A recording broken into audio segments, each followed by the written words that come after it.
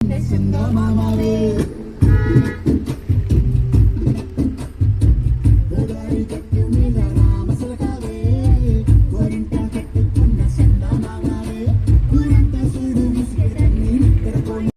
Hello friends, welcome back to Radhika world. నేను మీ రాధికని. Friends, చాలా రోజుల తర్వాత ఒక మంచి వీడియో పోస్ట్ చేస్తున్నా. చివరి వరకు చూసి లైక్ అండ్ షేర్ సబ్స్క్రైబ్ చేసుకోండి. ఇక్కడికి వెళుతున్నాము అని అనుకుంటున్నారు కదా, అదేనండి గాణుగాపూర్ అన్నమాట, దత్తాత్రేయ స్వామి టెంపుల్కి, కర్ణాటక. 6 గంటల ప్రయాణం అండి. సాయంత్రం 6 o'clockకి బయలుదేరామన్నమాట. ORR మీదుగా వెళుతున్నాము. ఇక పటాన్చెరు వచ్చేసరికి మా వాళ్ళకి ఛాయ్ గుర్తొచ్చిందనమాట. ఇరానీ ఛాయ్ ఇక్కడ కెఫేలో బాగుంటుందని చెప్పి ఆపారనమాట, టీ బ్రేకు.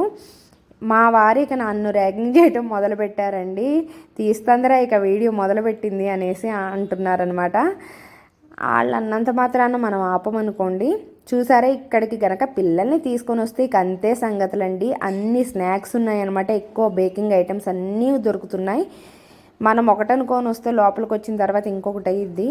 కాకపోతే మా పిల్లల నోటికి తాళం వేసామనుకోండి, వెళ్ళేది టెంపుల్కి కదా, ఇందులో ఎగ్ మిక్స్ అయ్యి ఉంటుందని చెప్పేసరికి అందరూ సైలెంట్ అయిపోయారనమాట. ఏం తీసుకోలేదు పాపం.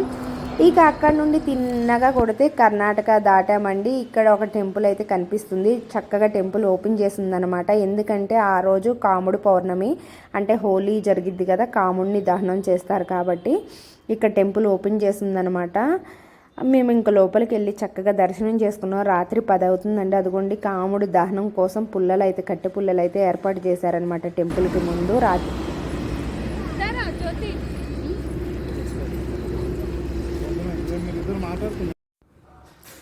ఇక తలా ఒక రకం వంటకం చేసుకొని వెళ్ళామండి. వాటిని తిన్నామన్నమాట. మధ్యలో చాలా చక్కగా పీస్ఫుల్గా ఉందన్నమాట టెంపుల్ అయితే.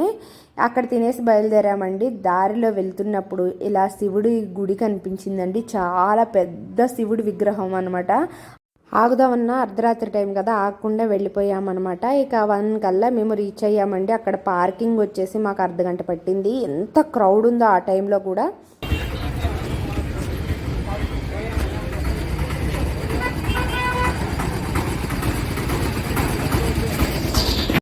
మనం మొదట సంగమానికి వెళ్ళాలండి. కార్ పార్కింగ్ చేసిన దగ్గర నుండి 5 kilometers ఉంటుంది. అక్కడ నుండి ఆటోలు ఉంటాయి అన్నమాట. ఒక పర్సన్కి వచ్చేసి 20 rupees తీసుకుంటారు. మా అందరికీ ఒక ఆటో సరిపోయింది. వచ్చేసామండి సంగమానికి. భీమా అమర్జ సంగమం అనమాట. టైం వచ్చి 2 అయింది కదా, 2 గంటలప్పుడు తర్వాత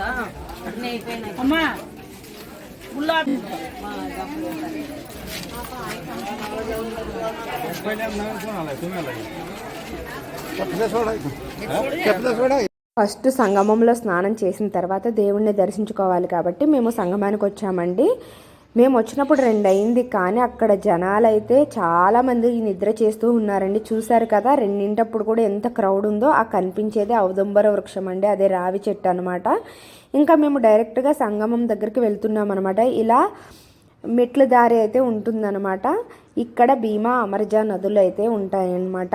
మేము వచ్చిన టైంలో అయితే వాటర్ ఫుల్గానే ఉన్నాయండి. అదే సమ్మర్లో అయితే వాటర్ ఉండవు అని అయితే నేను యూట్యూబ్లో చూశాను అనమాట.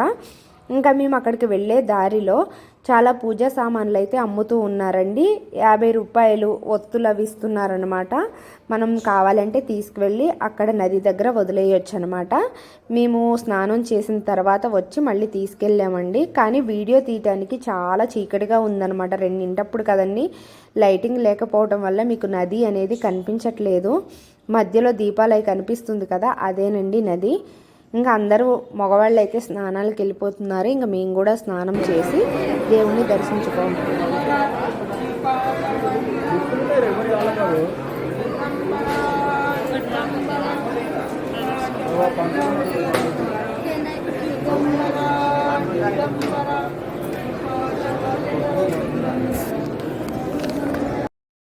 ఇదేనండి ఔదుంబర వృక్షం, రావి చెట్టు అనమాట. ఇక్కడే స్వామివారి పాదుకులు ఉంటాయి. జనాలు అయితే తోసుకుంటున్నారు. నేను వీడియో కరెక్ట్గా తీయలేకపోయానండి. ఈ చెట్టు చుట్టూతా కూడా గురుచరిత్ర చదివితే మంచిది అనేసి చాలామంది పఠిస్తూ ఉన్నారనమాట. చుట్టూతా కూడా గురుచరిత్ర చదవటానికి బుక్స్ ఉంటాయన్నమాట.